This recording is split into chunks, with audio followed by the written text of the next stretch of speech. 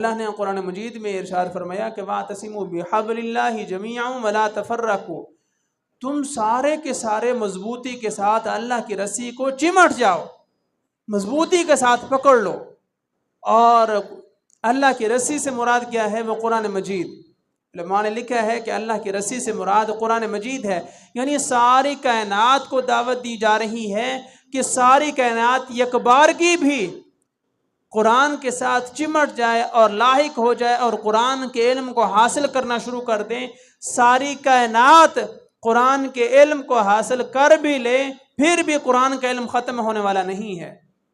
قرآن میں اللہ نے اتنا علم رکھا ہے اور اتنی تازگی ہے، اور پھر اس میں شفا بھی ہے، رحمت بھی ہے، جس طرح قرآن مجید میں اللہ رب العزت نے خود ارشاد فرمایا کہ وَنُنَزِّلُ مِنَ الْقُرْآنِ مَا هُوَ شِفَاءٌ وَرَحْمَةٌ لِّلْمُؤْمِنِينَ، ہم نے ہی اس قرآن کو نازل کیا ہے، ہم نے ہی قرآن مجید کو نازل کیا ہے، اور یہ قرآن یہ مومنین کے لیے شفا بھی ہے، شفا بھی ہے، اور یہ مومنین کے لیے رحمت بھی ہے۔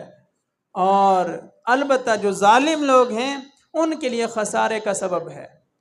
قرآن کے جو منکر ہیں، قرآن کو جو نہیں مانتے، قرآن کا انکار کرتے ہیں، اس کی بے ادبی کرتے ہیں، تو ان کے لیے یہ خسارے کا سبب ہے۔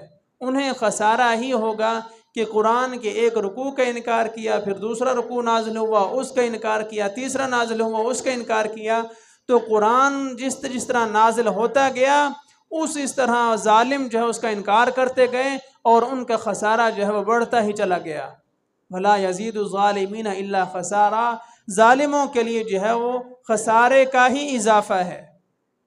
قرآن کو جو مانے گا، تسلیم کرے گا اور اس کا ادب کرے گا، اس کا علم حاصل کرنے کی کوشش کرے گا، وہی نفع مند ہے۔